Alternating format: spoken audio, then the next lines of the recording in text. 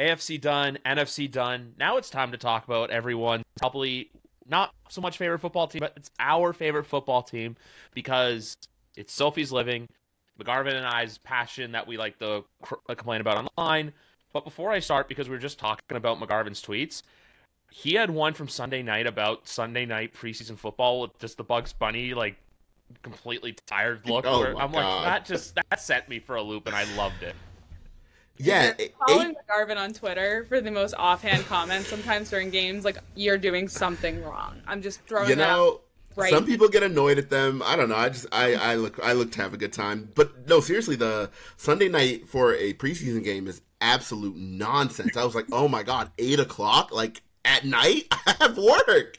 Like, it's no problem staying up for Sunday night football, like, in the regular season, because, like, it matters. But I'm like, wow, it's like 10:30, and I'm watching Joe Giles Harris, like, pick off, I don't even remember who the quarterback for the Commanders was, but I'm like, it was whoever went first. I think it was Driscoll, and I'm just like, wow, this is what I'm doing on my Sunday night. Like, I'm so tired. I have work in the morning, 8 a.m., and I'm like, cool, man, cool. This is sick. And I'm like, I don't know when they started the whole 8 p.m. Sunday night thing, but like, someone needs to be fired.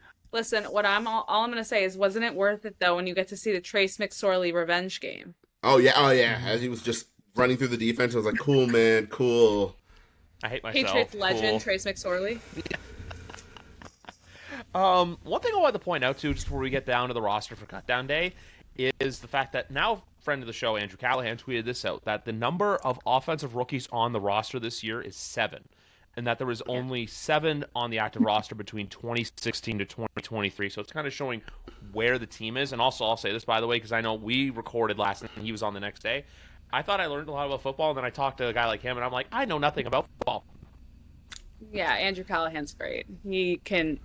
There's so many guys on the beat who can just talk your ear off about the ins and outs in football. Another one I got to shout out is Taylor Kyles. Like, oh yeah, Taylor's my guy. Yeah, he is absolutely one of the best. Like, I go to him when I have like logistical questions about like a play or something. Like, he is my go-to guy with that stuff. He's awesome. And if we're doing shout outs, I'll give one to Evan Lazar, who I think works for Patriots.com or that website now, and he's one I've learned more from just reading his tweets than anything else. I'm like, this guy just like knows ball, and if you ever like reach out and need something explained, he's really good about that as well. Patriot, it's all a family environment at the end of the day that we notice, where a lot of these guys are open to. It's like a little community. It sucks I discovered it after the Patriots were good, but you know what? It's where we are. If I read through the entire roster from that tweet they posted out, is that cool? So we have the quarterback. Yeah, sure, why not? We have the quarterback room of Brissett, May, and Joe Milton, which the Joe Milton discourse going on during this preseason was just borderline crazy, where it's just like, I've seen people like, Joe Milton, Rookie of the Year, plus 15,000. I'm like, no. And then I saw the Moneyball tweet where it's like, this is Joe Milton. He has a rocket for an arm, but his only inefficiency is he is not accurate in the slightest. No. Nope. It's fun to watch. He is probably the most fun guy on the roster to watch if you take out Drake May right now, just because of like the Drake May excitement. But if you eliminate him completely, like, you got Joe Milton has just been like, some plays will just put like a smile on your face and you'll laugh in disbelief. Yeah, I think part of the fun with him is that, like, you don't know where the ball's going. He's throwing it up, and you're like, it's going to go really far, really fast, but where it lands, who knows? It's a surprise every time. It's like a wonder ball. And apparently it's not 80 yards he can throw the ball. Apparently it's 95. Which is absolutely insane. I learned most on Sunday night. The thing with him is I feel like it's like the fast food of quarterbacking, where it's like, it's not good for you. You love to have it, but it's just this wonderful, like, when you enjoy it and you have it, you love it for what it is. With the running back room, I don't want to list the roster because we know who made it, but was Jermichael Hasty, like, was he a surprise to any of you guys, or like, how do you view that? Not necessarily a surprise, but I was rooting for him to make the roster. I really like the way he runs the football, and I like the way he moves in space. So I was rooting for him. So it's not necessarily a surprise he makes it. It's more that he made it over Kevin Harris, right? The third-year back out of South Carolina. USC. Yeah, I was going to say that, and I was like, he's not a Trojan. But South Carolina. I didn't expect Hasty to make it over Harris, but after the tweet came down, it made sense after the fact, you're like, okay, I guess that makes sense. Like, you know that Harris is, likely to clear waivers. He's a running back, and running backs don't generally get claimed. He did it last year. He did it the year prior, his rookie year. So you're like, all right, cool. It's a pretty good chance he clears waivers. He'll be on the practice squad, and then you can just elevate him as needed. Whereas JaMychal Hasty also gives you a little more in terms of special teams value as a returner and in coverage. So it made sense after the fact. I just kind of, I guess, like autopiloted, like, oh yes, Kevin Harris is going to be on. So if they go with 3 backs, it'll be, Mondre, Gibson, and, Kevin Harris. And if they go 4, then JaMychal Hasty. So it's a surprise in that sense, but I think he's deserving of the roster spot. He's a very good player. The way I also, with Hasty, what I like is the size factor too. I think that's someone who you could go to like on a third and 2 and just let him like power it through.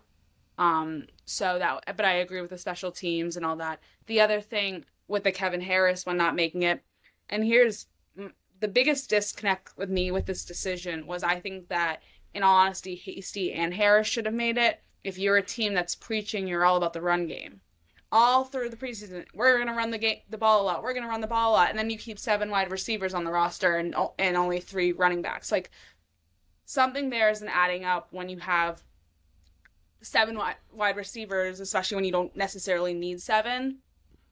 And you could have that one extra spot go to a running back who we've seen in the preseason. I mean, there were 4 touchdowns throughout the entire preseason. Harris was 2 of those. The other 2, we know who those went to. So it's like, okay, really? That's just where my disconnect was. I don't quite understand why a wide receiver was taken over Harris or, another player for that matter. So the way I look at it is when Harris is more of a utility, where you can use him in certain situations. Meanwhile, Kevin Harris just seems like that straight. You give him the ball and he's just going to pound the rock. That's like I'm not trying to diss Kevin Harris's game. It just seems like with him, he's a very one-dimensional running back. Where he'll run it in. They used him in the pass game occasionally, but it feels like would Kevin Harris be a special teamer? I don't think so. Meanwhile, JaMychal Hasty, he can be capable of special teams, so that's what that is. Tight end's pretty straightforward. Jaheim Bell, I was really happy for him. 7th round pick making it. Because I'll be honest with you, I didn't want Mitchell Wilcox anywhere near this roster. I know it's gonna be bad, but when I saw him, I was just like, no, like you're bad. Hunter Henry's obviously. Then too, there's my boy Austin Hooper. Just for fun out there. I think tight end's just it's a position. They're guys. They're there. There's nothing that's gonna flash you or surprise you because with tight ends in the NFL, there's only really a handful of guys that are like that. Agree. I think they'll probably add another back, or they should not another back, another tight end, and I think they should, if only because I don't know who your blocking tight end is. Right, like Hunter Henry can kind of do it. I really don't think that's his We've game, been over though. this with Garvin. Yeah, I'm trying to be polite. I don't think he's a very good blocker, so it's tough. It's not really Austin Hooper's game either. And Jaheim Bell, if you really just watch the preseason, especially the Carolina game, I mean, just getting moved, and I'm like, oh my goodness, he's going to be really good as a receiver, and it'll take a little time to develop, but I just don't see it as a blocker. He just doesn't play with a lot of power. So I can see them adding another, tight end at some point in the next couple days, either to the practice squad or on a waiver claim, although I don't really know what tight end was waived that merits a 53 spot right off the rip. So I think they should add another blocker, but the tight end room is fine. I don't mind it. I 100% agree. I like that they're giving Bell a chance. He showed a lot of potential, but I'm with you. He's more of a receiving tight end. I mean, you have 3 tight ends on the roster who are receivers. They aren't, so you do need a blocking tight end right now, and that's going to, I think, be the main thing they're looking for. In terms of tight ends, they don't need another receiver. They don't need someone who can make these insane catches. Like we've seen Hunter Henry do that. You have him. Austin Hooper can also make some good plays. Jaheim Bell's a rookie, so no one knows what's going to happen there. All this stuff. So yeah, I definitely think a blocking tight end is what's needed there. Yeah, that's the big thing too. I only say that because Sophie's obviously 2024 Patriots era with us, but with 2022, our whole thing was just when McGarvin and I would chat would always be, you don't let Hunter Henry block. It's one of those things where it's like, oh no, sweetie, what is you doing? Because every time he blocks, he would be on his butt. Like, it's just a thing where then you can put him out in the flat to pass, and he goes. With the wide receiver room, like, I want to say this, there's just a couple guys I don't even want to say happy for, but like I would say happy for Jalen Reagor, who's kind of shown his worth, and then also to Keyshawn Boutte, who's had to fight, or Butte, who's had to fight through everything else. Because like when you look at the rest of the roster, Javon Baker, he knew was probably going to make it. Demario Douglas, same thing too. We know the saying. Sophie, I have the Hunter Henry. Good things happen. Sophie's is Demario Douglas. McGarvin's boy KJ Osborne, Jalen Polk, and then Tyquan Thornton. But when will they add Terrace Marshall? Do you think that's going to happen? What's going on there, McGarvin? I'm trying to quit. I'm trying to quit him so bad. You can't. But every time someone says anything about like Terrace Marshall, I'm just like, maybe. So seeing him get waived, I was like, oh God, not again. Just because I don't really see where he fits on this roster. But like, yeah, I'd like him too, because like I love him, so that would be sick. And John Mechie was another one who was the same situation where there were rumors yesterday that the Texans were taking calls on him. Not that they were making calls, but that they were receiving calls on him. And I was thinking like, but you look at the construction of that wide receiver room, and it just didn't really make a ton of sense on where to put him. And it makes even less sense now that they've kept 7, where most of us had him keeping 6. Some people had him keeping 5.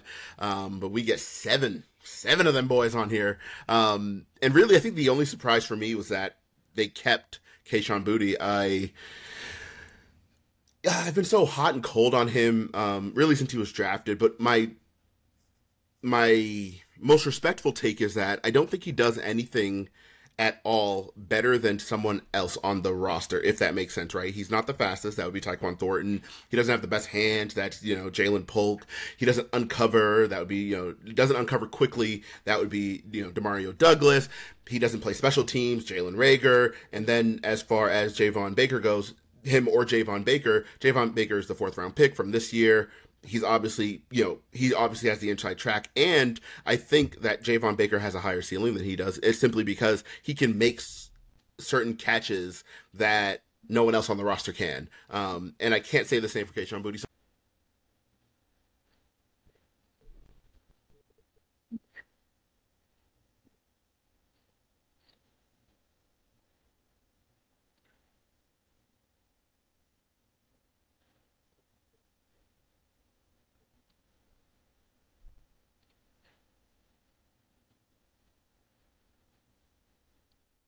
I agree with you there. I think that there was nothing that he did in the preseason to warrant a spot, especially, again, and I'm going to keep going back to this, is over someone like Kevin Harris, where if you want to give another, spot to someone on the offense, that's someone I think who could have made a bigger impact necessarily. And listen, I'm not like the biggest like Kevin Harris guy, but it's more just in terms of looking at it from the standpoint of who's done more to warrant a spot. And if you consider last season plus the preseason, that to me is Harris.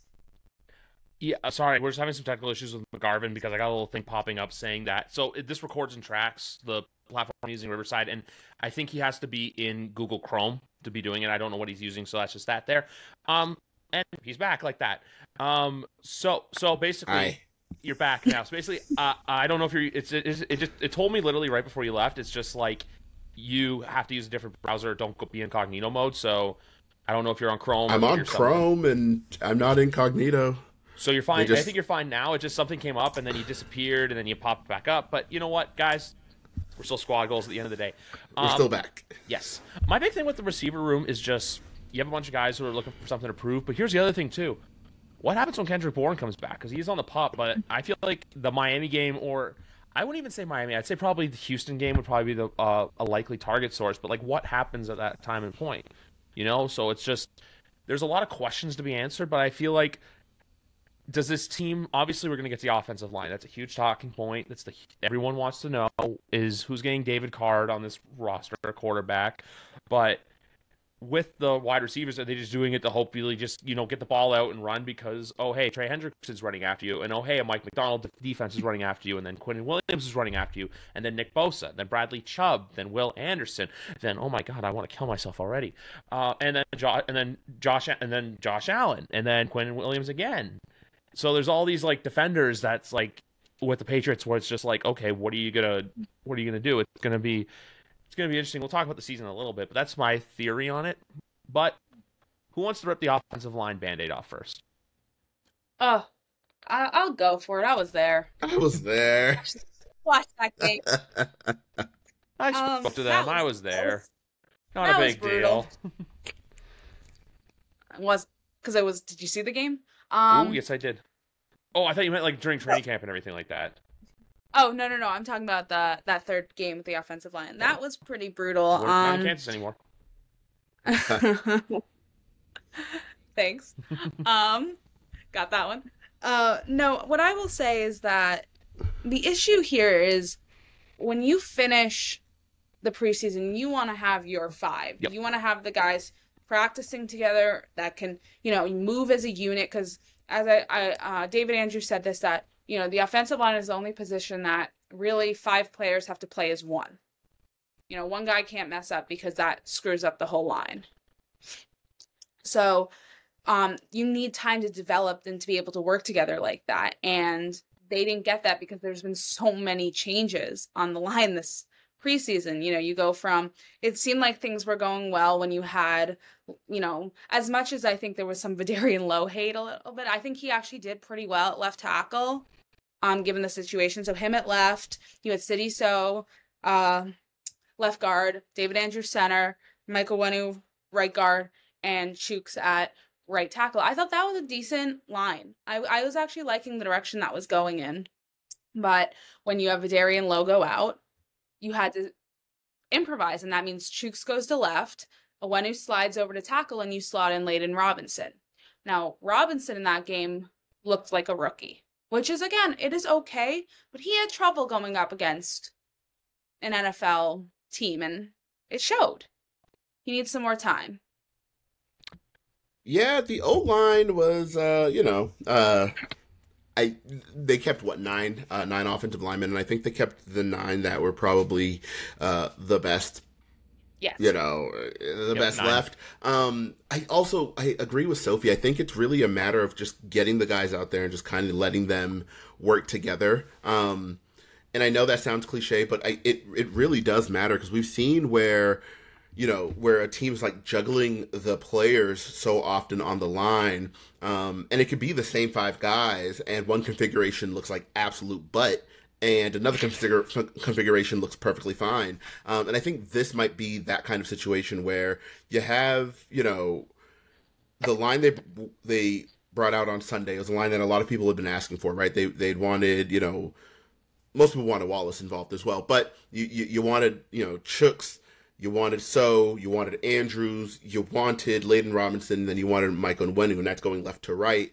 And that's fine. It's just, if we've been practicing all week with, Chooks on the right side, Lowe on the left side, Michael Onwenu in at right guard, and all of a sudden, over the course of 3 days, we are now trying to make it happen with this new configuration because So went out, then it starts to look a little crazy. I don't think that'll be the case come the regular season. Of course, I'm not making any promises. I don't think they'll be a good line. I just don't think they will look like they did on Sunday, where they didn't just look bad, they looked disorganized, and I think that's a little worse, right? Because if it's just one guy just getting blown up and you're like, oh man, that guy's just like not very good and just getting whooped, like that happens. But when it's just like, hey, we're trying to execute a pull on a run fake and we can't even get the puller to the edge twice, things start to look a little crazy. Then it's like, all right, like this isn't like necessarily a skill issue. This isn't an issue of like, oh, these guys are just not very good at playing football. It's just like, hey man, they're not playing in sync. You got guys running into each other and that looks crazy. And you're like, man, we really got to figure this out. I was also someone who thought like, oh, maybe your best line involves Mike Onwenu at right tackle. But every time he's at right tackle, especially right after you see him play guard, you're just like, I don't know, he's a better guard than he is a tackle. He's a fine tackle. I think he's like pretty good. But I think he's an elite guard. And I think you're probably doing yourself a disservice by moving him to right tackle, even though that does put Layden Robinson on the field. And I think Layden Robinson will be good. I think he just kind of needs more reps. And he was a little slow starting this summer. He was basically confined to the second line the entire time, and he just started pushing for first team reps down the stretch here in training camp. So it'll take some time, and I understand wanting to get him on the field, but at the same time, I think the continuity, especially on the interior, is incredibly important. We see a player like David Andrews, where I always reference this because it blew my mind, where you had him in, I think it was 22, him playing center, and to his left, they were playing Mike Onwenu. And that looked fucking insane. It was 21, actually. And it looked fucking insane. It was like, holy shit, he's like, no, he can't. Like, this is bad. Like, they're not playing well together. They ended up pulling Onwenu out, and he unfortunately ended up benched because they ended up using him as the jumbo tight end. But they pulled him out, and they stuck someone else in there at left guard, and it immediately got a little better. And that's not to say that the other player was better than Mike Onwenu. It was just the chemistry was a little better with him on the left side versus with him on Andrews' left side versus anyone else. And I think we're kind of seeing that when you don't have that continuity, things get a little funky. Now, of course, all of this we should take with a huge grain of salt because you had Nick Leverett playing center on Sunday, and he's just not a center. He's a guard. He was a guard in Tampa. He repped at guard early in camp. He looked fine there. And then they decided they needed a backup center after Jake Andrews went on the IR or NFI or whichever we want to call it. Really, it's all functionally the same. Jake Andrews went on NFI. Antonio Maffi was supposed to be the other center, but he can't snap, and that was terrible. And then in the game, they tried Liam Fornadel at that center position, and we saw what happened. It literally ended the game. So they're trying to find someone to play that backup center role, and they simply don't have one. And as a result, if David Andrews misses any time, it's going to get ugly because the center, I think, is the most important part of a line in this offense because he's the one who sets the protections, and he kind of like dictates what's going on. I know everyone loves tackles, and tackles are the most important things, and all yada yada yada. But I don't think you have a good line if you don't have a good center. And right now, the Patriots don't have a good backup center. Now, of course, David Andrews is going to play in the season, and that's great. But he's also 32 years old. I can't imagine they think he's just going to be healthy the whole time. And if anyone else besides him has to play in the middle of that line, gosh, it could get ugly. The only thing I'm going to say with Onwenu is that you can still keep him at guard if you are aggressive in the waiver wire and pick up a tackle who was waived who you think can slot right in. And I think that's a solid move that this team needs to consider, is using their place on the waiver wire to go. I mean, everyone wants to see an offensive lineman. They can either go center, but they can also go tackle. So I think that's the only thing that could keep Onwenu at guard for the season is if they do that, or of course if Lowe comes back, depending on the severity of that injury. But do we know what's up with Cole Strange if he's going to be coming back, or is it the there same was as an Kendrick update? Bourne, or? There was an update that he is expected back this year. He's trending in the right direction. He's going to start on PUP, miss the first 4 weeks of the season. I would assume he misses an additional 3 or 4 after that, and then I expect him back at the end of the season because it was a knee injury, right? And was it the patella? Was it the patella? Yeah. So, yeah, those are tough to come back from, but it's not usually career ending. They usually just don't come back the same. So I'm hoping he's the exception. And if he does come back, I know that the timeline was all a buzz the last couple of days of the reports of him potentially being a backup center and all that, and that's fine.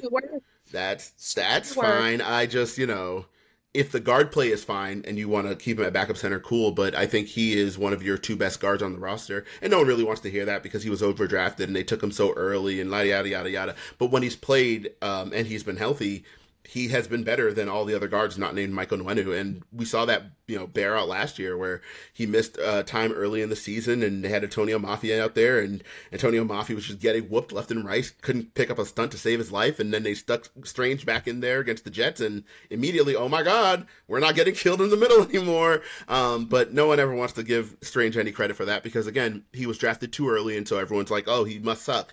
And that's not necessarily the case. He's no superstar, but he's played well when he's played.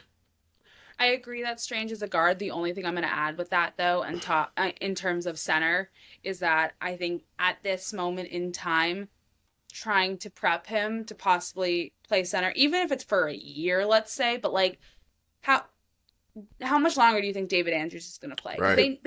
They what they need to do is what they didn't do with Brady. They didn't plan for when he was going to leave, and they need to start planning. I mean, David Andrews has been a staple of this offense, of that line. I mean, he doesn't freaking move. He's been in that spot for how long? Like almost 10 years. And it's the same with Brady. You had the guy in the spot for 20 years. But eventually he's going to leave. What are you going to do after? And we can't have another Cam Newton situation. Yeah, I think Jake Andrews was supposed to be their replacement, but he did not look the part last year. And then he's going to miss his entire second year with injury. So you're now looking at, say David retires at the end of the season, and you now have Jake stepping in. We're now looking at a guy who looked terrible his rookie year, didn't play very much, and then missed the second year, and you're now like in a third-year situation. Like, hey, go out there and be our sturdy center, buddy. We love you. Like that just doesn't seem feasible. And that's why I think Strange is a solid option, just in this moment. Yeah. To fill in, because I think that's someone who has experience on the line, who's played next to Andrews. Yep. That's my only case there. Could have drafted Creed Humphrey, but here we are. Just that, like I saw him coming out of Oklahoma, and I'm like, this guy's so good. And of course, he goes to Kansas City, and he's lighting it up, and he's one of the best centers in the league. Yeah. Yep. Look, defensive line. I'm gonna do this to make McGarvin happy, but the Farms Hive, stand up. Jeremiah Farms. Yeah, there we go. Oh my goodness, I was excited about that. Big fan of Jeremiah Farms. Big fan since his USFL days. I was big fan. So like, I knew early on into camp. You're like watching him. You're like, once the patch came on, you're like,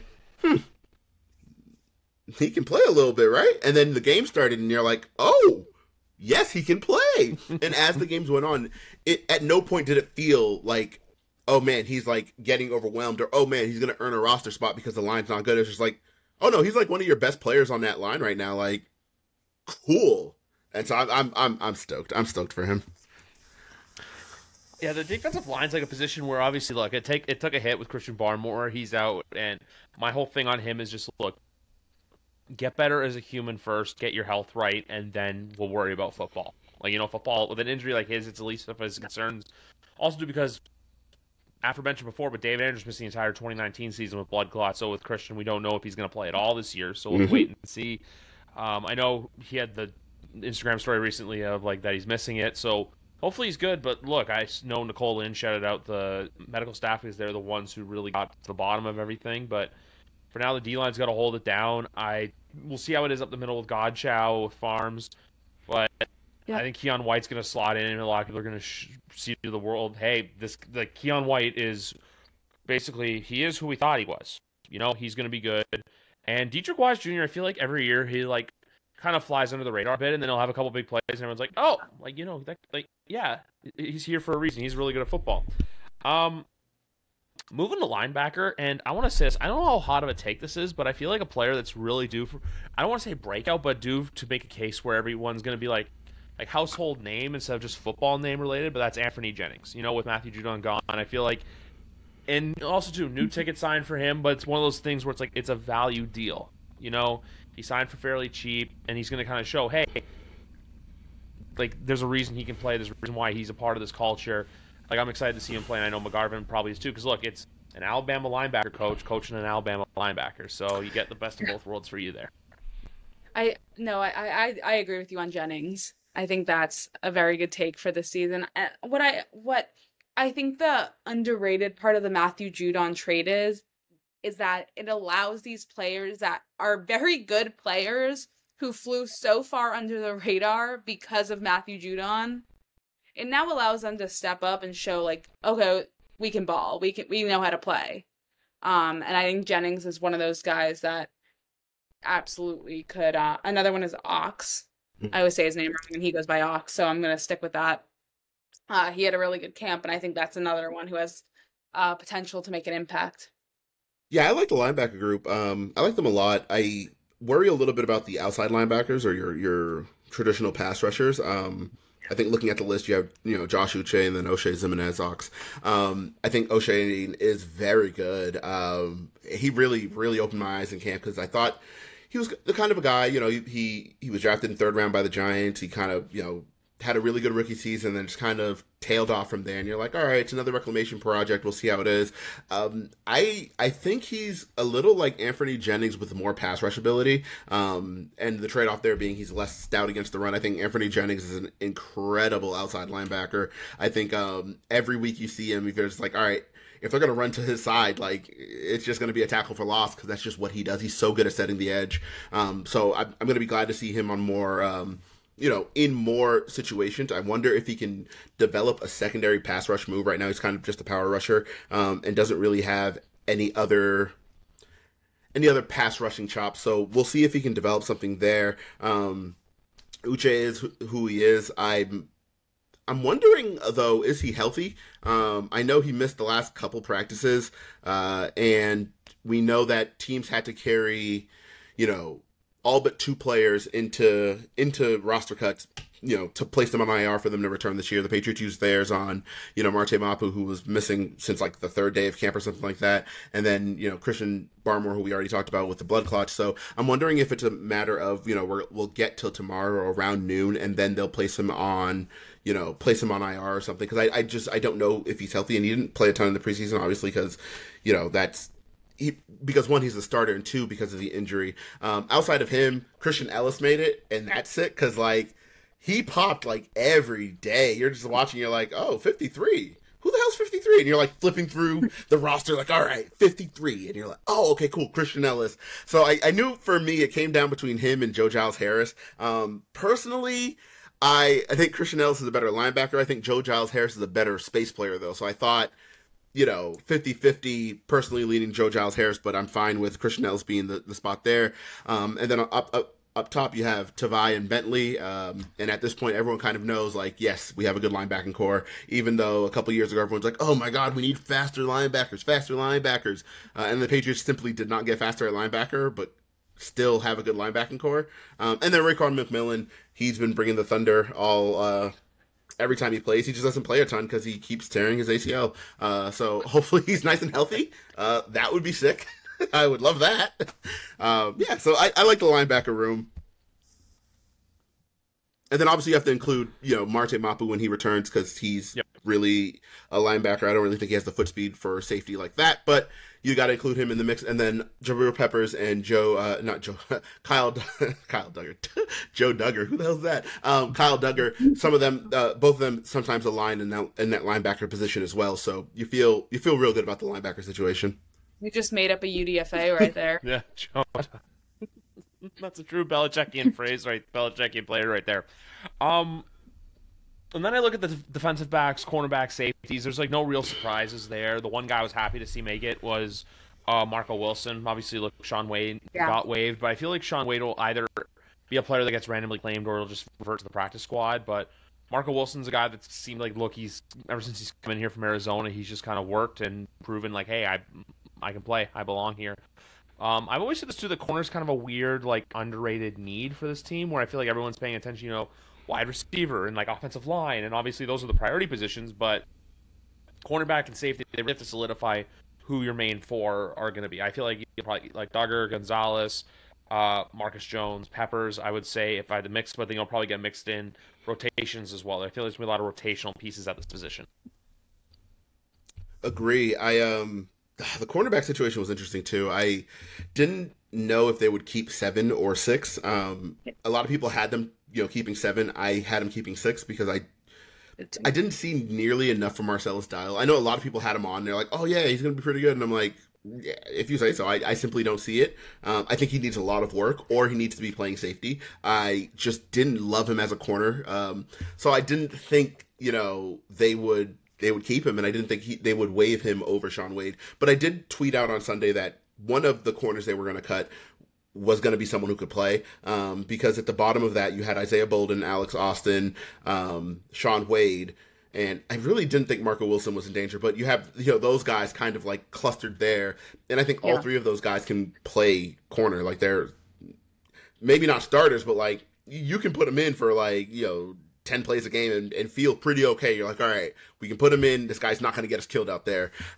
So I think it was interesting that it was, Shaun Wade who was waived, especially because he can play more positions than, some of the other guys. Like Alex Austin is like exclusively a corner, right? And an outside corner at that. I know they've tried him a little bit at inside corner a few times this year. This summer. I can't see that sticking. If everyone's healthy, he's an outside corner. That's kind of his role. But Shaun Wade could play inside, he can play outside, and he can play a little bit of safety. But maybe they thought it was a skill redundancy with Isaiah Bolden, because it's the same thing with him where he can play outside, inside. He's mainly an inside guy, but you can play him outside, inside, and he played, he started one of the preseason games. I think it was the Eagles game at safety. So, the versatility is there as well.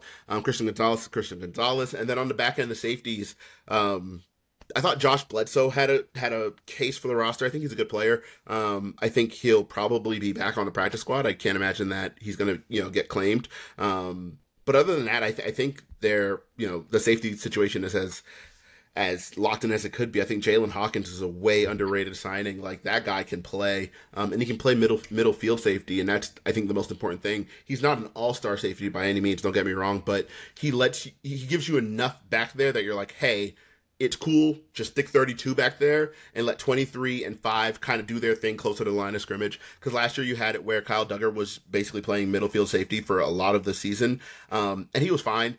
That's just not really where you want him, because he is a playmaking safety, and you want your playmakers near the line, closer to the ball. Duh.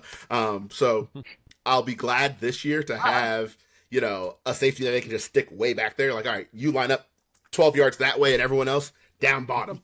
Super excited about that. Yeah, no, I'm with you. The one that I was kind of surprised about was Marcel Style. I think that he was a player that you could have waived, and then I don't think there was a fear of him getting picked up. So I think that he could have been someone you could put on the practice squad and completely continue to develop. So that one kind of surprised me there. I think he has a lot of potential, but I don't think, like, at this moment in time, he's NFL ready. And I think if you're, like, 53, you kind of want someone that's going to be more NFL ready. So that was just my thought there. Completely agree with you on the safeties. I like them all. I love the UDFA, Del Pettis. I think he has had an incredible camp. Yep. And, I always root for the underdog. I always like to see those guys just go in and absolutely light it up. And everyone's like, all the non-Patriots people are like, who's that guy? Like, what? I've never heard of him. And it's like, oh yeah, now you have. So I always love those type of moments, those type of NFL moments. So I was really happy that I've had him on the roster, on my projections. I've had him making it every time. I was like, this better be wishful thinking, because I think that's someone who, above some of the others maybe who made it, deserves a spot. Yeah, that's kind of like my logic too with Marco Wilson, where it's kind of that scrappy underdog, like more of the second chance though than just the undrafted free agent. But when I say cornerback has that underrated need, I don't mean in this, or like the DBs, I don't mean in the sense that there's not secured, but I feel like it's one of those ones where you're trying to find a true player. The only thing I'll say, too, is the fact that when they post the graphic, they just decided to post, like, the hardest photo of Christian Gonzalez they could have found. Zero with the blackout visor. I'm like, good Lord, I'm ready to see this man, like, just take over the world. And then I think Gonzo was, like, waiting. He, like, was like, I'm not showing my cards in preseason. Like, I'm making this roster, so y'all are going to have to wait to see what I'm capable of. That's what I'm, like, telling myself right now. Because, like, he didn't really have those big plays that you're looking for out of, someone of that caliber, but I know they're coming. Yeah, the thing with Christian Gonzalez, and I know that especially in like the middle of August, or I guess a few weeks ago, because we're still in August somehow, everyone was like really worried about him. Like, oh my gosh, what are we gonna do with Gonzo? He sucks now. He sucks. Like, he's getting beat by this guy. He's getting beat by that guy. And I'm like, it's one-on-one. No one cares. But beyond that, it's the same thing from last year. Like, I remember last year he was getting absolutely destroyed by Devontae Parker in camp, and everyone's like, oh, look at Bill drafted a bust. This guy can't even play. Oh my God. And then the game started and they're like, oh, he's Jesus. So like, I think it'll be the same thing this year. Everyone's like really worried. He's going to go out there and do what he does. And everyone's gonna be like, oh, we were worried for nothing. And then next year they'll do the same thing. I just don't really know that he's a great practice player.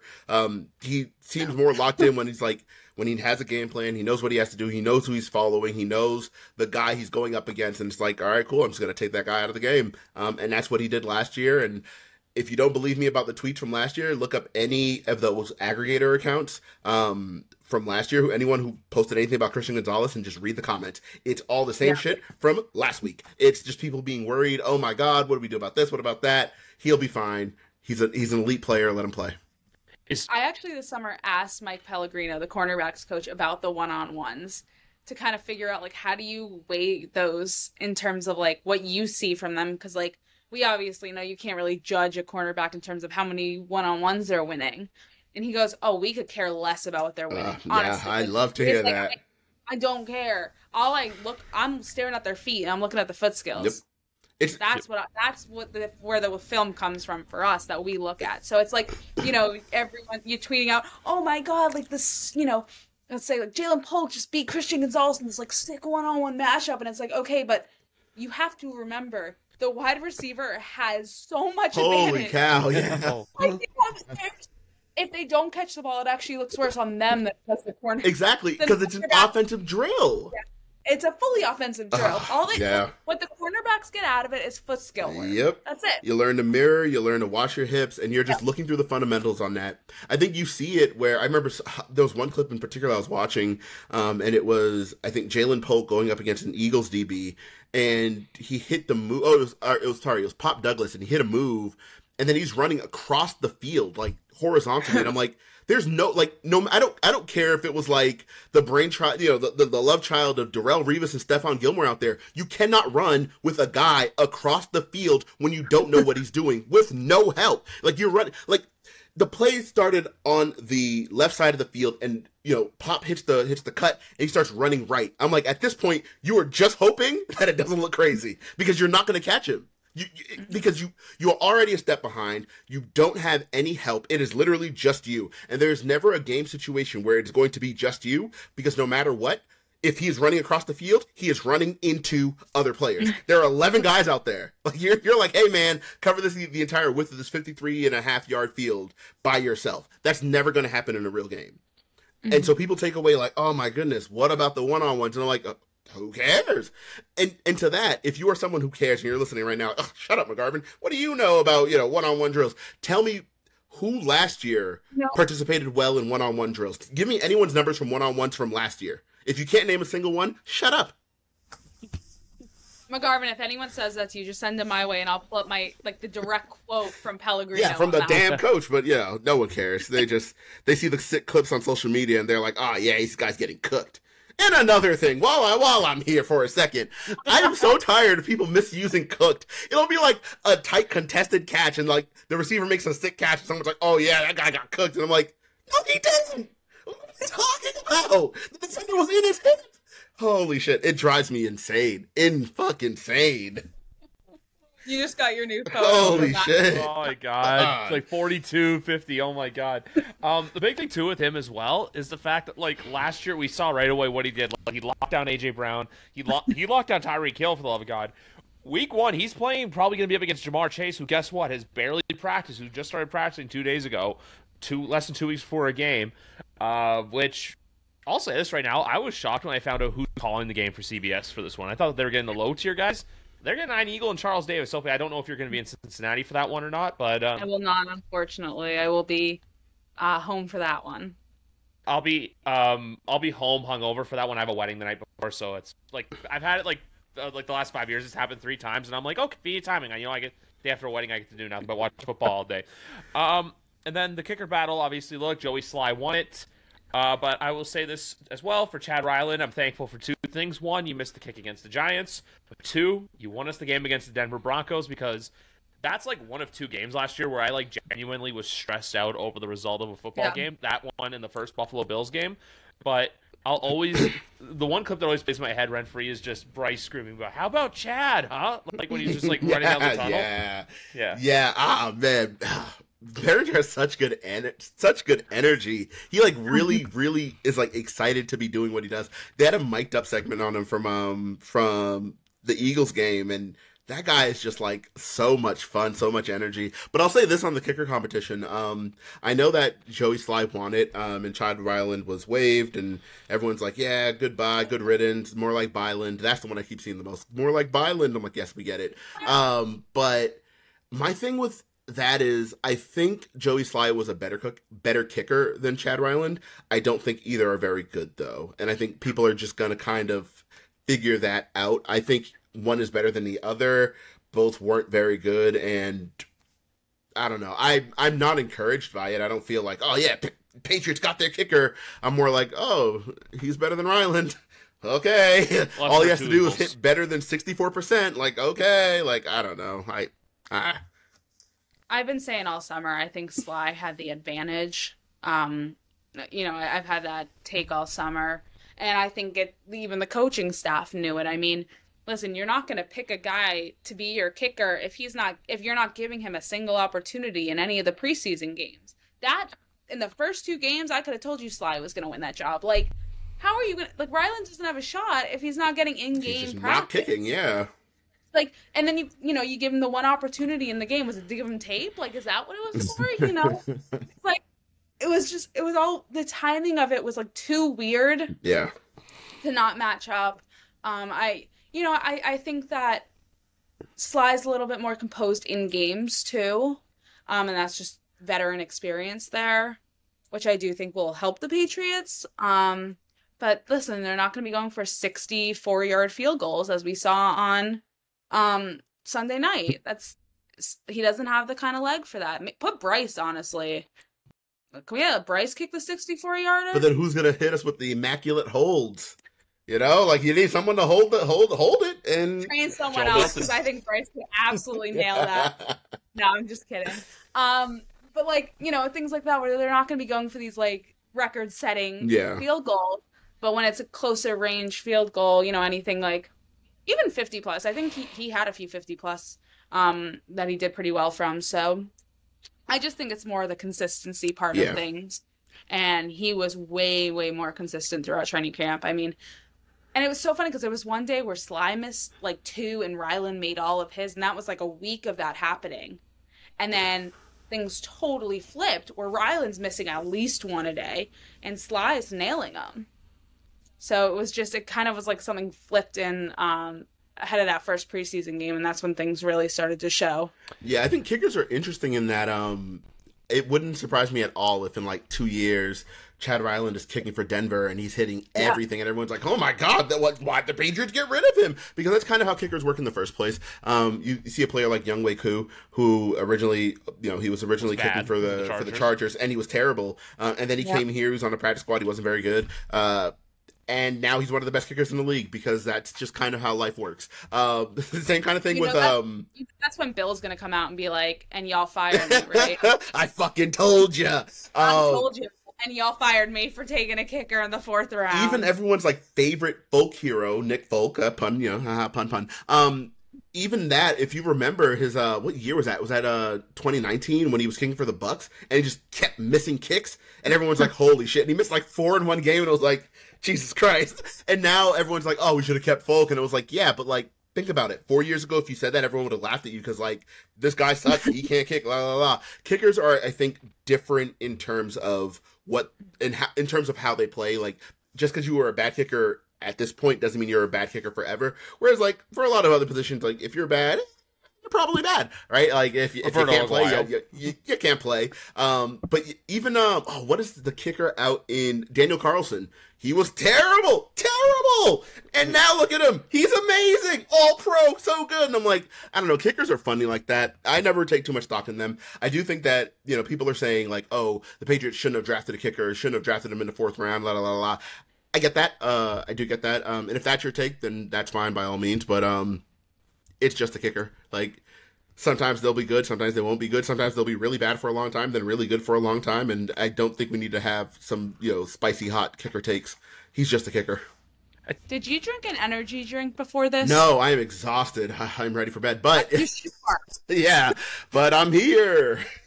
You are heated tonight. I mean, I'm loving every second of it. He's got the soon-to-be new dad energy. That's what's going on. Oh my God, yeah. But, just gotta... Whew. Yeah. But my thing with the kicker position too, and the way your guys are describing it now, I'm thinking about it, it's kind of like goalies in hockey, where it's like when they get drafted, they're not ready to go right away. You need to have them develop for a few years into their own, and then they go. It's only a few exceptions where kickers really come on and just burst onto the scene. The latest one I can think of is probably Justin Tucker. But that's an anomaly because he's one of the greatest kickers of all time. So it's not like it happens all the time. It's like, I feel like now you either get kickers that, look, they bounce around from team to team, or they just have wacky views and express them publicly. But, sorry, I couldn't tell if you were talking about Harrison Butker or the Nazi kicker the Patriots drafted, but that was worse than Chad. That's when Ross Wisher or whatever his name was a worse draft pick than Chad. Okay. Yeah, that was crazy. I forget about that. At least Chad actually kicked. At least Chad got to actually kick. So. Yeah, but then even the Patriots as well. I don't remember Steven Gostkowski's time, but Daniel Carlson's a perfect example though. Or even too, look at Brandon Aubrey. He was playing Major League Soccer, and then he signed with the Dallas Cowboys, and now he's one of the best kickers in football. Matt Prater as well bounced around from team to team. He was great with Denver, and then he kind of fizzled. There's just all these guys. At least it's not like the Patriots did what the Bucs did with Roberto Aguayo, where you draft a kicker in the second round. That was insane. I still can't actually believe that happened. I was like, wow, y'all thought you were that good. You were like, let's just take a kicker. What? That's something even the Tom Brady Patriots that their height couldn't pull off. Yeah, that is bold. I think the only kicker who went really high that mattered was Sebastian Janikowski, and that guy kicked for 88 years. So it worked, but you took a kicker in the first round. That's kind of crazy. I feel like kicker was the one position during the Brady era we never worried about. It was Vinatieri, and then it was just oh, hey, here's this guy named Steven Gostkowski, and Gostkowski just was automatic all the time. And he was also a fourth-round pick, and he had some struggles. I think his third year he had a rough year, and everyone's like, oh, look at this guy, he sucks. And then he didn't suck anymore, and then at the end he sucked. So I don't know. And then during the Super Bowl, Jim Nantz decided to go, Gostkowski has made 29 to 29. Oh, and yep, and there's the miss. Yep. Yeah. Just move on to different topics now because obviously got to keep the show rolling. Before we get into the Mayflower, it's going to be May. When's it going to be May Day? Is there a spicy take any of you guys are sitting on going into this season? Take a little bit of flavor, little. I don't know if it's. I think that a lot of fans don't want to hear this take, so I think that might make it a little spicy. But mine is that Brissett should be the starting quarterback. And that is because of the offensive line. You're not a team that's going to win a Super Bowl this year. You're not a team that's even going to make the playoffs this year. Let's be real. Unless you believe in my wacky conspiracy theory. Okay. For those of you that do, you can mute this section.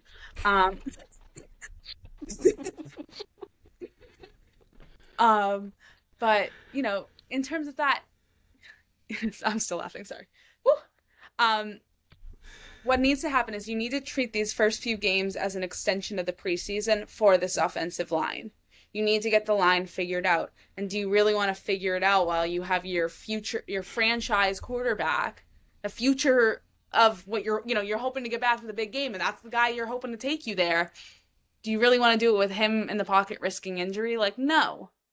I'm not saying Brissett's let him get injured. Oh, we're all good. No, I think that Brissett's a solid enough quarterback that can go out there and play.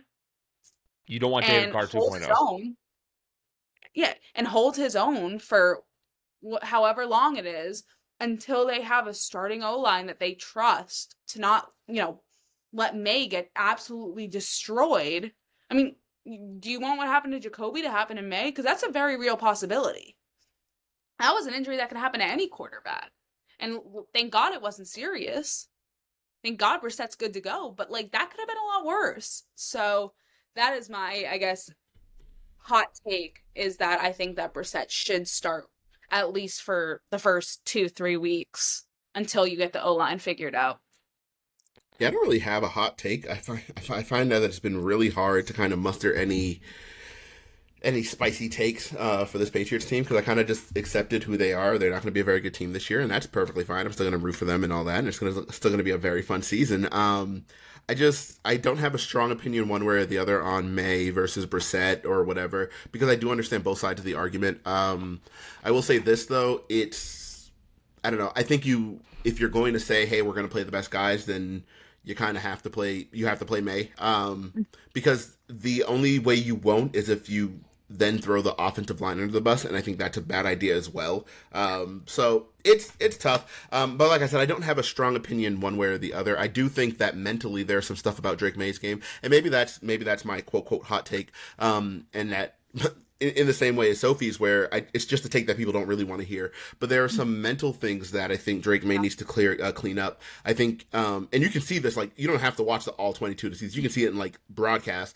He's still hesitating a lot more than you'd want from your starting quarterback, where he's still unsure of it, and as a result, his timing is off a little bit. His throws are fine. Like, he's obviously a great thrower of the football. It's just there are risks he's taking with the football in terms of like delivering a late ball. And that just coming as a result of him not being sure on what he's seeing. I think back to the game on Sunday, he had a throw in between two defenders to Jalen Polk where he saw it, he wanted to let it rip, he hesitated a second, and then he threw it into traffic. And the DBs collided, because if the DBs didn't collide with each other and Polk in the middle, that could have been a really bad play. So there are some things there, and AVP said as much. Alex Van Pelt, the offensive coordinator, said as much when asked about it earlier this week, where he basically was like, "Hey, Jacoby's seen more football. He knows how to get us out of those plays," and that really is just a matter of like. May hasn't seen it. He doesn't know what he doesn't know. And he'll learn that. I think that's where you make then the argument for playing your best players too. Yeah. So like that's where they don't have to throw the line under the bus, and then they could just say, "Well, Jacoby's seen more football." Exactly. And I think that's what AVP was doing with his comment. It just kind of hurts that on Monday, Gerard Mayo then said the word salad. Drake May had, word salad that ended up being Drake May had outplayed Jacoby Brissett, but I understood exactly what he was trying to say. It just didn't really come out right. And so people are going to take it and run with it. And that's just fine. I don't have any strong take on the Patriots outside of the fact that I actually think the O-line will be fine by the end of the year. Not good, again, like I said at the top of the show, but like, fine. It'll be to where everyone's not worrying about it as much as they are. I think really where everyone should be focused on, what everyone should be focused on and what they should be worrying about is I don't think they have a pass rush. I think they have absolutely nothing going on in terms of pass rushing. I think you have Josh Uche, and that's pretty much it. I think O'Shea Zimenez is a good pass rusher. I think he's, like I said, Anthony Jennings with a little more pass rush juice, but that's not going to win you a lot of one-on-ones, right? We're not just like, hey, let's line him up, and he's going to go out there, and he's going to beat the tackle, and he's going to get us the sack. I think it's going to be very by committee, and I think it's, that's fine if that's the way you want to do it, or they're going to be really blitz happy. Either way, it's fine for what they want to do. I just think that we're spending a lot of time on the offensive line. We kind of got to look at the D line a little bit more. I think the interior is fine, like the actual, the tackles, the quote unquote D tackles. They're fine. I think you can approximate a little of what Barmore does, even though obviously he's a superior player. But Daniel Laquale can give you a little bit of pass rush on the inside, and you have Devon Gottschall, who's supposed to be your immovable object in the middle. And Jeremiah Farms, as I said, has been one of their best D linemen. I just don't know where it's coming from on the outside in terms of pass rush. So my $1 million thing is with the defense this year, and I always have to use one reference to this person to make someone on this podcast giggle. But with DeMarcus Covington, you kind of have a blank space at with the defense. You have this, like, basically it's his defense to craft. Oh my god. Basically he literally has like a blank canvas, a blank space, baby, and fuck, I'm going off the rails right now. I'm ready for bed. But we've seen him as a D-line coach, but as a defensive coordinator, that's why I use the metaphor. One, to make Sophie happy. Two, because it's the truth. We're going to find out what he is as a defensive coordinator when he has to handle not just the line, but he's got to handle the linebacking core, when he's got to handle the DBs as well. So it's very intriguing to see what he can do, because I know we say this every year. People like to say this where, like, for example, with Chicago, Shane Waldron does a great job with the Bears this year. He's probably going to get a head coaching job next year, kind of like what happened with Dave Canales this year, how he's now the head coach in Carolina. DeMarcus Covington's going to be a guy where if he can make this defense, even though the team may win 3, 4, I want to see them win 5 games just at the over total of 4.5. But if they do that, but they have some games out there where they shut down some opponents, he's probably going to get some interviews. I don't know if he'll get hired, but he'll definitely get some sniffs, some looks at, like, as if you look at, like, D'Amico Ryans, Robert Saleh, obviously a little different because they're coming from San Francisco, but everyone sees those shutdown defenses and goes, hey, he does a really good job as a D coordinator to where he can do that. It's a good problem to have. It's kind of like our whole, hey, if they have to pay Drake May $60 million in 4 years from now, that's a good problem you want to have. Do we want to go down to what Dak Prescott's going through? Hell no. But just pay the man. If I'd have a spicy... Let's hope it's not a Dak Prescott situation. No, I would. I pray to God we never have to face that. I also trust Elliott Wolf more than I trust Jerry Jones. If I think of I don't want to give... this isn't a crazy take, but I just feel like that they're going to win one of their first 3 games that they're probably a heavy underdog in, and that is either against Cincinnati or against the Jets. Main logic for the two is the fact that Cincinnati's a slow starting team. Jamar Chase hasn't been there all offseason. And also the fact that Joe Burrow's coming off of a wrist injury, and quarterbacks and wrist injury is something to watch for. Plus, two, the Bengals do have the Kansas City Chiefs week 2, you know? So it might be like a look ahead for them where it's like, oh, hey, we have to go to Arrowhead next week. We have to go play the great big Kermit the Frog sounding beast of the NFL. The other game I'm looking at is that New York Jet game. One, because it just makes me feel good inside and I can go into work on that Friday being happy. The other part of it being the Jets play 3 games in 10 days to start the season. They play the Monday night in San Francisco, they play the Sunday in Tennessee, and then they have their home opener on that Thursday night. So they have to go from New York to San Francisco, back to New York, down to Nashville, back up to New York. So they really said, Aaron Rodgers, let's test this Achilles and see how... Yeah. It's going to be interesting, that end, too. I'm just proud of myself that I got through after we all started laughing. McGarvin started laughing. You were like all like, look at Griffin. Look at my friend. But that's it there. The next part I was going to pivot to is the whole Drake May stuff. I still think personally it's either I don't know if you guys ever heard this, because during the preseason, I don't know, Sophie, how much you hear the broadcast, but the whole thing about apparently Brady coming into Foxborough to call that Week 5 game between him and the Dolphins. Like, how cool would it be if Drake May's first game is the one where, hey, the greatest Patriot quarterback of all time's calling it? Because I look at that game, I look at Houston, or I look at the Jets game. I don't think they would do it Jacksonville, because you're not going to travel halfway across the Atlantic. Not even halfway across the Atlantic. You're in the ocean if you do that. You're going to travel across the Atlantic, and you're going to give him his first starting in London. Hey, it could be 10 versus 10. There would be a very, very... I'm so happy that he got QB2 there, but I would die inside. You know, I would just, like... There's a small part of me that would just, like... My heart would be ripped in half.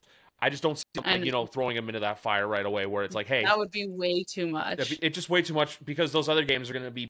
unless it's the Miami game and it's, like, the Fox hype game. I just think it's one of those games, too. Also, because here's the other thing.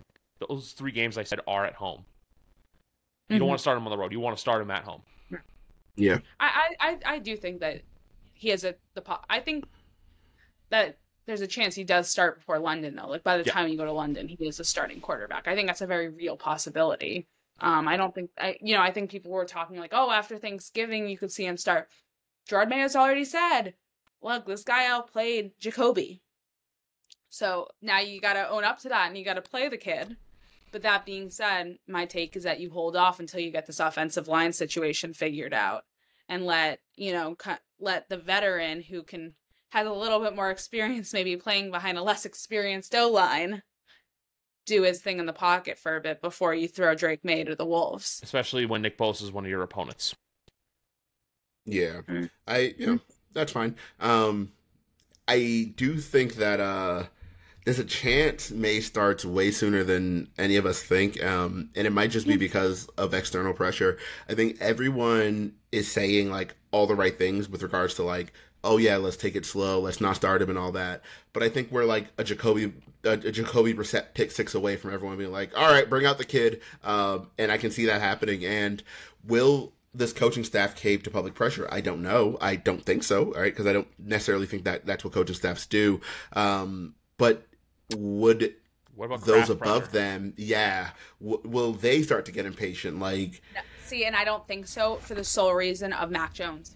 I think that even the Crafts are going to be so scared to rush things because of what happened there. See, I don't love that. I don't love that, just simply because I think Mac Jones earned the starting role and he played just fine. It was just everything fell apart after the fact. No, I agree, but I also think, like, you're seeing you can compare it to a Jordan Love situation where there's plenty of quarterbacks who have, Patrick Mahomes, like, they sit behind for a year, they watch a veteran develop, and it's not but and it's not a veteran that's going to take the team to the Super Bowl, but it's a veteran who can at least. But yeah, I think that distinction is what matters. Like the other guys all sat behind someone like, no shade to Jacoby, but they sat behind someone who was like good. Like Alex Smith wasn't a world beater, but like he had taken that team to the playoffs. He won them a couple playoff games. Like he was, a first overall selection. Like he was him at one point or another. Same thing with Brett Favre when Aaron Rodgers sat, and same thing when Jordan Love sat behind Aaron Rodgers. I think we're in an era of NFL football where it's fun to say we'll wait. I just don't really know that's realistic because like public pressure starts to mount, and there's only so long you can hear like, "Hey, we all suck," before everyone's like, "Hey, we all suck. Like, let's do something about it." I think it's easy to say now when it's August that like, "Hey, we'll just sit and it'll be fine. It'll be cool." But if I'm a receiver in that room and I'm averaging 3 catches for 12 yards and I'm getting clobbered every week, I'm gonna turn around like, "Hey, we got someone good back there. Like Jacoby's getting me murdered out here. Like, let's do something." Especially, I think if the Patriots start and they just start getting whooped, I think it'll be a lot easier for everyone to just be like, "Hey, all right, let's just let's take our time. This is going to be a tough year."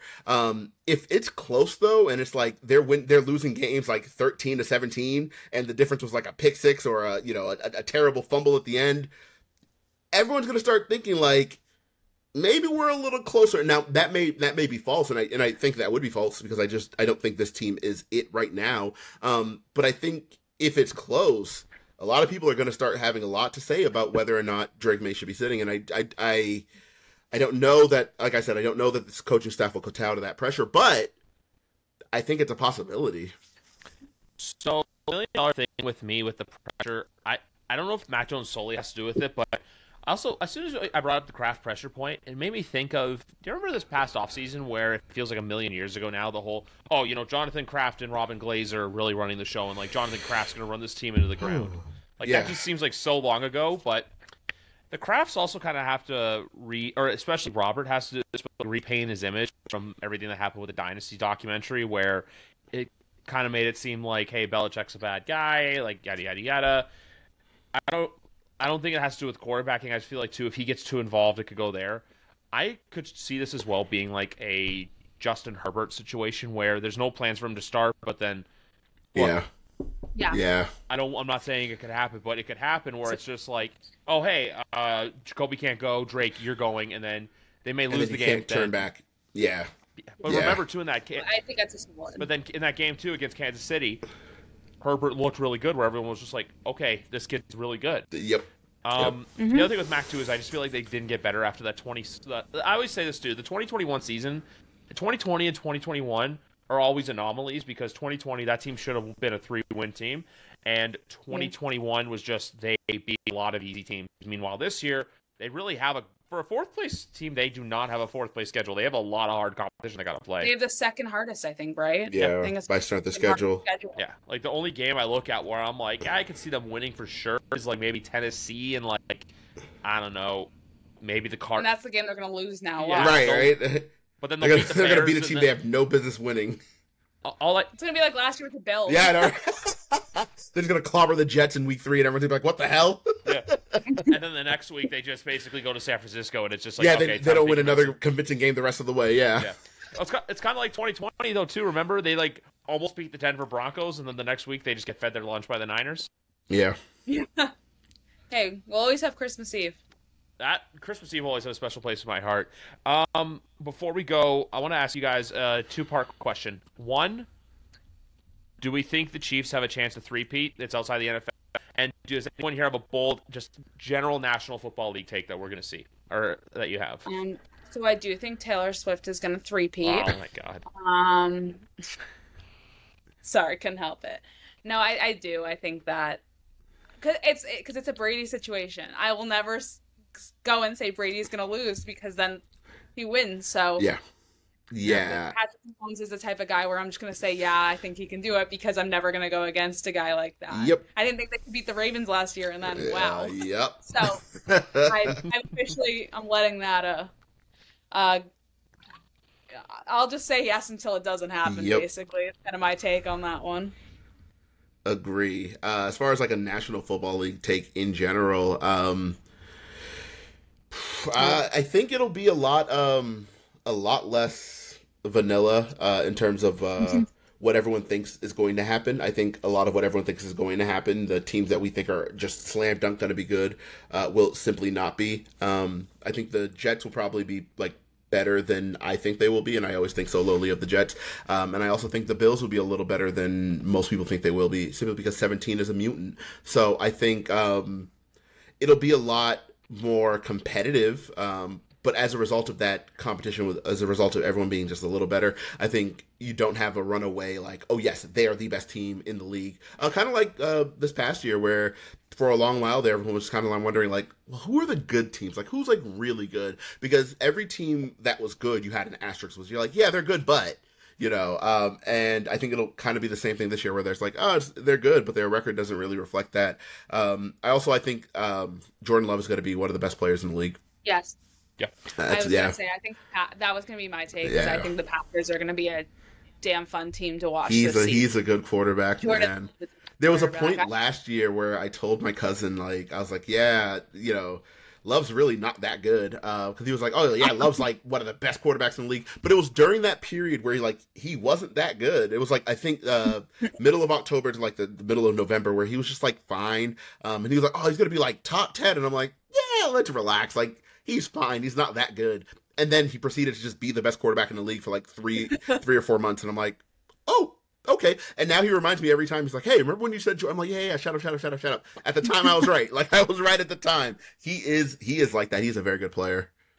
No, I think that was literally going to be mine, was that I think the Packers are kind of going to shock everyone this season and be a better, I feel like they've kind of, even though Love's been so good, they almost like fly under the radar some years as like an underrated team. And I think this year they're just going to like pop. Yeah, agree. So mine have been kind of expressed throughout the last few things. I'll kind of repeat them. But I'll say this, Thanksgiving night, Miami-Green Bay is going to be a very fun game to watch. Oh, yeah. Yeah. My family's going to hate me Thanksgiving for that one. Here's what happens. That's the game where your uncle, who is giving heinous takes all day long, is asleep on the couch watching that game. See, but I'm from a politics family. I'm like I have some sports nerds, but like, all my family, like my two cousins went into politics, and then there's me with the sports, so it's like, they can all go talk that. Like, I don't care if I'm going on TV. Like, I'm screaming my head off at, like, Tua. Tyreek Hill did what? Like, so, I don't know if this is a take, but I feel like there's more good teams in the AFC, but I feel like the NFC, you pretty much know what you're getting out of more of the teams in the NFC are a little bit easier to read. Meanwhile, at the AFC, it's a little unpredictable. One of mine is that I know I said there's a chance the Pats beat them week 1, but I still feel like a lot of people are sleeping on the Cincinnati Bengals and how good they are. Like I said, I know like there's all this stuff. Jamar Chase is in practice. Joe Burrow's coming off injury, but we got to remember this is a team that went to the Super Bowl 3 years ago, and this is a team that almost went back to back going to the Super Bowl. So you have that with them. Another one I have as well is I just do not buy into the Las Vegas Raiders at all. I think they're going to be a horrendous team this year. They just don't have a clear-cut directional path, and hopefully Devontae Adams is. I feel like he'll be on the Jets, but hopefully it's after the Patriots play them, because they're done with them before there. Yeah. The other one I agree. I think they're going to be bad. Two other ones I have as well, and I was on this team for being bad all offseason, but I kind of changed my mind.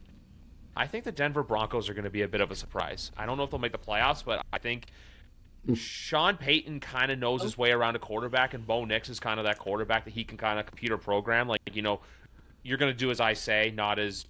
Like, you do as I say, not as you do. Kind of like what, Russ likes to make magic happen on the fly. I feel like Bo Nix, and I'm not saying they're going to be good. Like, I can see them being like 7-10. I just don't see them being like terrible. And the other one I have as well is that I don't think Houston's this like runaway juggernaut that everyone says they are. They have a lot to prove. Yep. On my AFC, so someone convinced me.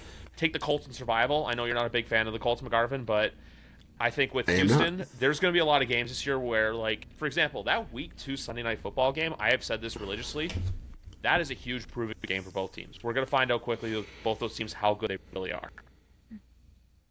Yeah, I think the Texans' take is a really good one. I think they're going to be a good team. I think a lot of people are having them, like... They'll make the playoffs, but I don't think they'll make the Super Bowl. Yeah, everyone's like, oh, yeah, they're a contender. And I'm like... Have you seen the field? Like I'll take the field. Like I'm all right. Like give me the field on this one. I think C.J. Stroud is him. I think he's a very good quarterback. I just really don't buy their defense. I don't buy their front. And I just don't believe in teams with bad fronts being contenders. I think you need a good front to be a contender, and I just don't see it. I think obviously their pass rushers are gonna be good. You have Christian Harris on one side, and then you have Will Anderson on the other side, and that's that's fine. I just don't believe in their defensive interior. I don't believe in their linebackers. I don't see it, but it'll be fun. Yeah, I still feel like it'll be like last year, where it's like 10. They'll be like a 10-7, 11-6 team. I don't think they're this like 13-4, like gonna mow down the entire field as they are, because I think they gotta play the entire NFC North, which I think is the best division of football. They have to play the Dallas Cowboys for as much fun as we have to make fun of them. They're still gonna be a really good team. Yep. They got to play Buffalo. They got to play Miami. They got to play the New York Jets. They got to play the Kansas City Chiefs. And also to the fact that you're on primetime now, so every little action you do is going to be dissected 10 ways from Sunday on Monday. I'm almost like happy there's not many primetime games this season. Marvin likes that because he likes going to bed early. Yeah, I like a nice 9:30. I'm totally with you on that one. Like those late night games are brutal.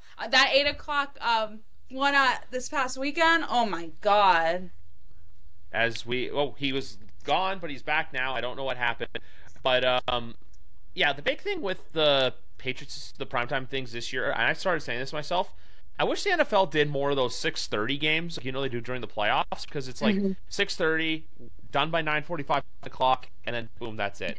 I know they won't do it because 8 o'clock's that spot to be in, but for now, we just get to, sit back, watch the games, and you know what? Hey, if the game ends up being a little iffy or whatever in third, fourth quarter, you turn it off, you go watch it in bed, then you go to sleep, and for most of us, we wake up and go to work the next morning and listen to people talk about football. Hopefully you listen to us. Well, guys, that's going to do it here. Another episode in the bag. Full Patriots preview right here, baby. Patriots football. From the one and only game I went to, but I love that I got a rally towel at it. Guys, if you need someone to follow for past coverage all season long, she's in the locker room, she's in the press conferences, she's in the press box. Follow our girl within 2 seasons. One was taken. If you want fun, loving, great tweets with hard-hitting analysis, McGarvin's your guy to follow. Patriots POV. You know where to follow me. And if you want to know how to use cooked correctly, yes, please follow me. Yeah. Follow McGarvin to learn how to use. Everyone wasn't cooked. Damn it. The proper terminology for cooked, the occasional memes here and there, and you know what? Just for an all-around good time, McGarvin, for the analysis, Sophie, and a good time, Sophie, too. Also, if you like Taylor Swift as well. And me, if you just like following goofy guys on the internet who post a podcast for fun that has hit 300 episodes. But you know what, guys? Squad Goals is done here. Week 1 is next week. Just to quote Sophie Weller, I'm so ready for football to be back. Have a good night, everybody. Night.